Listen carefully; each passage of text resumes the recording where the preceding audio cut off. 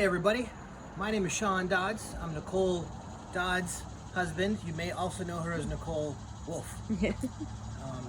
I'm a software developer. I'm a problem solver. I'm lazy.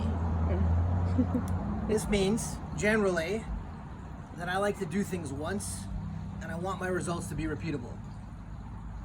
I've always loved at Disney World or Epcot, you remember the land where you're on the ride and it shows you all the cool futuristic irrigation stuff of what irrigation is going to be like in the future and how we're going to grow our food.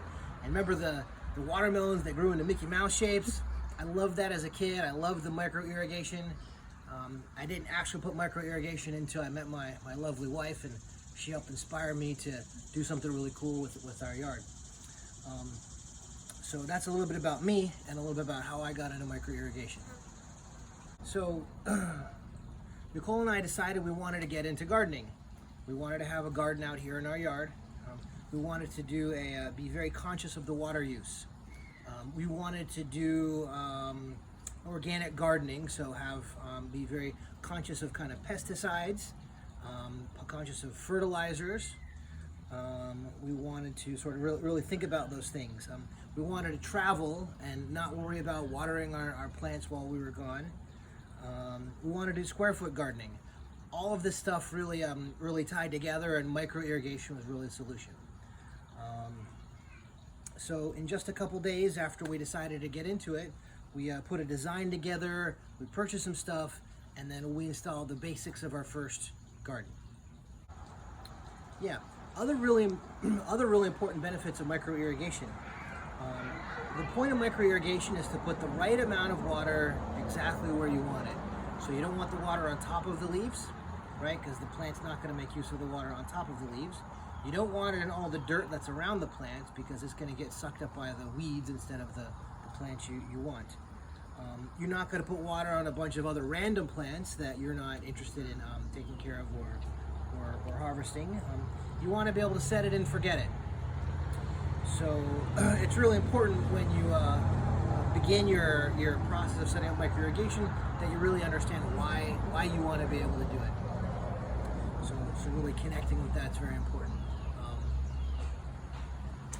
You know, they say the journey of 1,000 miles begins with the first step, but the journey of 1,000 miles really begins with falling in love with why you want to go that 1,000 miles. So make sure you understand why you want to put in micro-irrigation, and then the rest will fall out fairly easily. And myself and my wife, we're going to help you get there. So an overview, it's important when you're thinking about micro-irrigation is to think about like how much you want to be irrigating, kind of what is your general layout going to look like. Do you have one plant that you particularly love and want water for that one plant when you're out in the Sahara or doing your sabbatical and you want it to be okay? Do you have a small garden that you want to take care of? Do you have a series of plants? Do you have a whole farm? So we'll be able to talk you through a plant or a couple of small little garden areas, a small farm. That'll be somebody else, right? But we'll give you the basics of how to do your own little area. So in terms of basic supplies you're going to need or other basic considerations, you're going to need, of course, a water source. Like you're going to need a pressurized water source like a hose bib. I've not set up micro-irrigation off of a rain barrel. That would be super hippie stuff, and I don't think you'll get enough pressure out of that to make it work, but of course you're welcome to try it. You're going to need timers because you can do micro-irrigation without timers, but that'd be kind of silly, so get yourself some timers. These are relatively cheap Orbit timers. They don't last forever, so I periodically discover the irrigation is not working, or my wife does, and she says, Sean, the irrigation's not working, and then Mabel discovered that the timer's busted and have to replace one. But I'd rather much do that every couple years and have to go out every day and turn the water on and off and all of that nonsense. You're going to need some sort of trunk lines, and I'll kind of describe what that looks like to you in a minute. You're going to need different types of feeder lines where you're going to take water off the main lines and bring it out closer to your beds. And then you're going to need a different strategy for how are you going to get your water to your individual plants. And that's going to be an important thing to think about. And then when you get to the individual plants, you need to think about the emitter. So where's the water going to actually come from to get into the plants? In a minute here, we're going to take a look at some of the particular parts. You can get a better idea of all the things. So broadly, we're talking about why you want to do it. We're going to talk about and kind of show you the different zones that we have set up. We're going to show you the different ways that we have our irrigation going and all the different parts.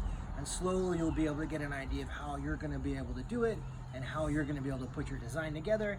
And then we'll show you a little bit about how to connect the dots and make it all happen. All right, so over here we have a hose bib that's got a 4-way splitter on it. That's really only using 2 of the 4 ways. So for us, it was important to have easy access to regular water from a hose because we want to use that. And then the splitter puts water into our timer. The timer then splits down, and we got a little complicated here. The splitters have 2 zones.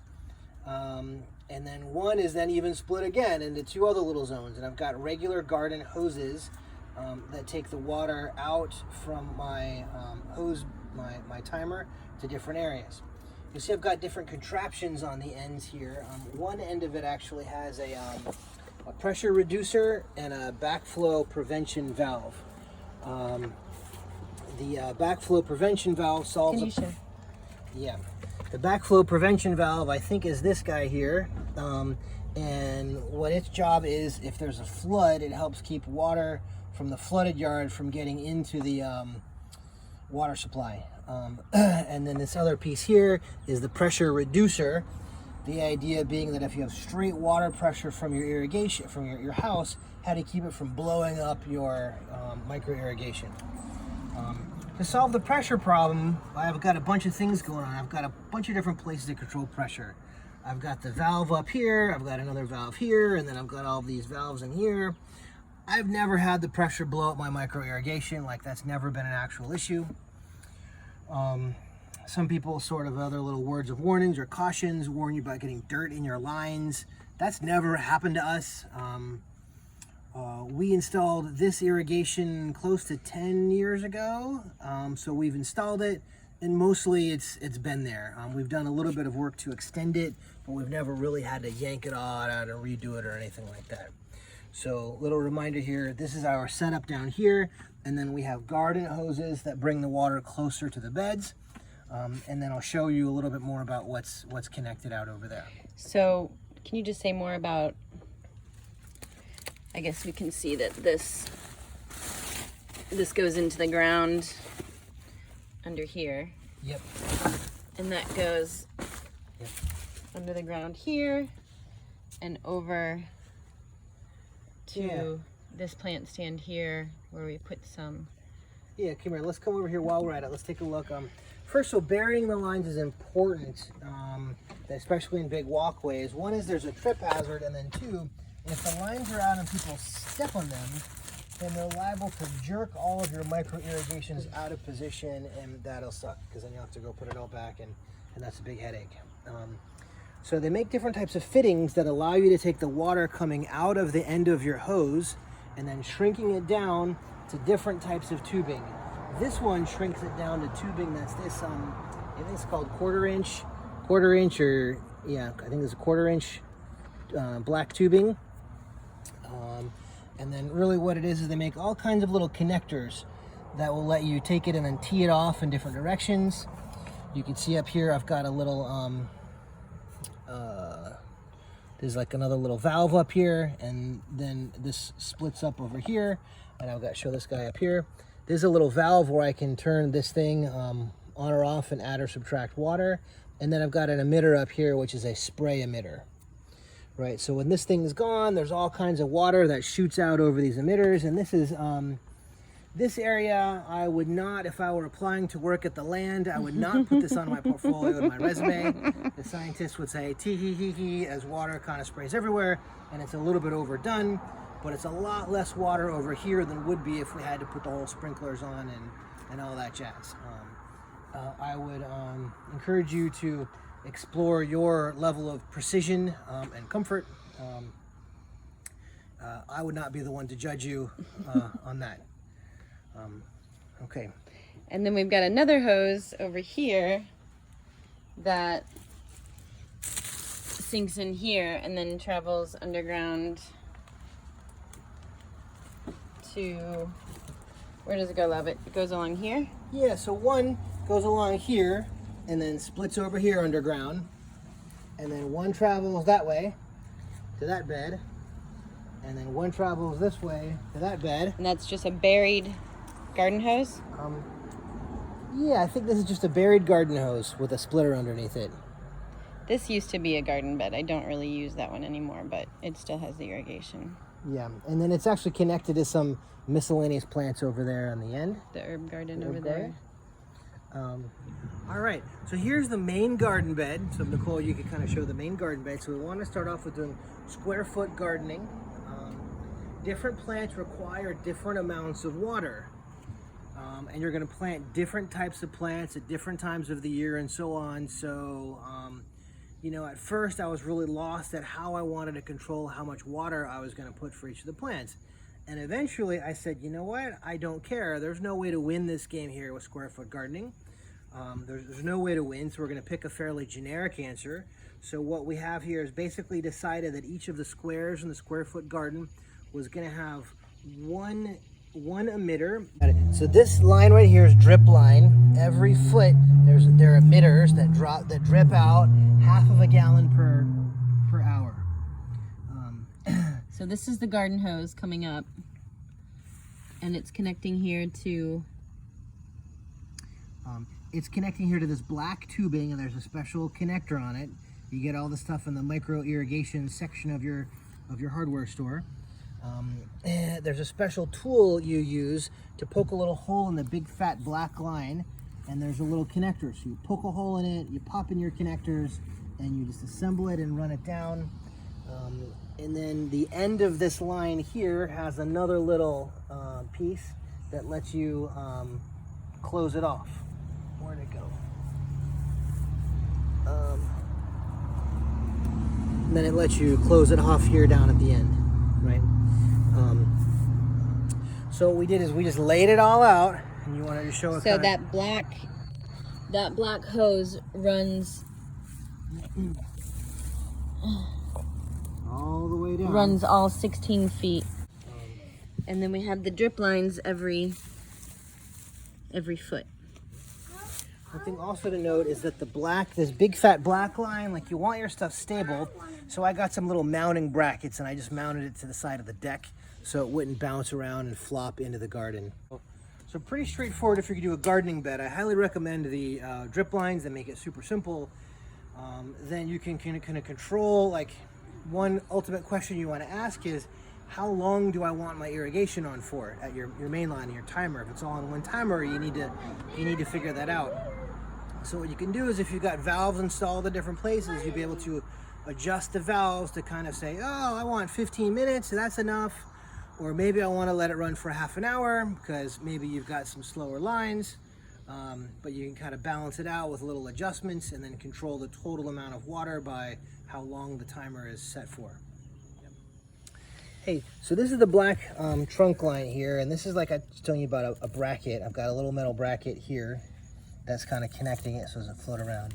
And at the very end of the line, there's this little crimp. The line is crimped off, and then it has a special little piece on it to hold it in place. That just keeps the water from shooting out of the back of it. And this is actually a line that comes from this stretch of irrigation for these herbs. And so that actually comes from, that's actually this line here. You can see the garden hose, and it's a similar setup that we showed already. While you're in here, look at these individual pots. Notice that there's this type of emitter here. We'll show you. This actually can do 10 gallons an hour. So it can put out 20 times as much water as the little drip lines can. And these kinds are adjustable, so you can make it do more water or less water for the kind of area that you're in. And, like, for example, this guy is going to be a half gallon an hour, so it's really 20th is the water that this guy could potentially put out. And then you can also control that a little bit with how open or closed you put these valves. Got it. One other thing to note, these black lines here, right, as your garden changes and your garden grows, you add plants or subtract plants. I think really gardeners really ever add plants, so subtracting plants isn't really an issue. But if it turns out you've got an extra hole in your line, there's a special kind of plug you can get. It's one of the parts you'll get and have a bunch of them. Are called goof plugs. So if you poke a hole in it, you can just patch it with a little goof plug and that's it. The micro irrigation, you don't have to use any kind of glue or epoxy or cement or any of that. They just kind of plug and connect together. They can get a little tight, and sometimes you've got to, use a little bit of force to kind of pull them apart. But it's not that difficult. So that's the quick garden overview. And now we're going to take you to show you some of the parts we have. All right. So timer. This is this guy from Orbit. It has two separate valves. And so there's going to be two separate stations. Sometimes these things can do two separate times during the day. You could have like an early one and one later. It's up to your choosing. They also have a manual button where when you're testing out your garden, you're going to hit the manual button and play with that to shoot some water out as you're getting it up and going. When you're connecting these things, I found every single time I mess with the timers or the hoses, I use some plumber's tape on all the valves to keep it all connected, to keep it from leaking. And this mess over here, as much as I try, still something gets cattywampus and it leaks a little bit, and I don't lose any sleep over it. So I showed you before. This is the drip line, a very small piece of it. This is a little connector, so if you wanted to connect two separate tubes together, you'd be able to connect them with this guy, or this guy also plugs into the big fat line we were showing earlier that you make with a simple punch like this that will come with your kit. This will punch in, and then this guy will click in, and it's got like a little barb on it that helps it connect. These are all these different emitters. These are again the 2 liters per hour or half gallon if you want to be imperial. There's these little guys. There's these other little sprayers. These will like spray out in a direction. And then here's a little valve. So again, with the these little barb connectors, you can just put them in line with this whatever quarter inch line. I guess you just pop it in here, and then you go. So then all of this stuff here, you buy it at the hardware store. I think both Lowe's and Home Depot have it. They're all the same kinds of dimensions. They're all kind of interchangeable. You can start off with a kit to maybe get you going. I also so what I do is I manage my stuff inside of a tackle box, I think. So I've got a tackle box here, but I've got a bunch of random parts, and so if I were my wife, I might organize all these pieces and put them all in the right little containers and stuff, but I'm not her, so they're just kind of thrown in there. And then a bunch of extra random odds and ends are here. I keep a pair of snips with everything because you're going to be cutting line all the time. I keep some extra Phillips head and flathead in here, so if I ever need to deal with like hose mending extensions, I have those things available. I think that's it. So remember, fall in love with the problem. Get excited about not having to warden your garden by your hand anymore. Wow. Right? What a time saver. Yeah, huge time saver. Get excited about thinking about having the right amount of water to the right amount of plant without your weeds everywhere. That's super awesome. Commit to spending a little bit of money on the stuff. The stuff that I have has lasted me 10 years. Like these things I bought 10 years ago, they're here. Most of the stuff in the garden has been here for 10 years now, not a problem. Like that's okay. You'll save on your water bill probably over in the first couple years on other parts you're gonna get. So don't worry. Since I know you're also garden people, spending a couple bucks on stuff probably isn't gonna be that big a deal anyways. So y'all like your plants. Yeah, so give it a try, put it together. I think we'll be having a little session here shortly where I can describe to you things. Do you have any questions to it? And then of course I'm here, I'm not going anywhere, so you can ask me more questions and shoot me an email or something like that, or get me on a Zoom session, since now we all had to know Zoom in the time of COVID, and take me around and I'll show you stuff and answer some more questions for you. Okay, good luck everybody.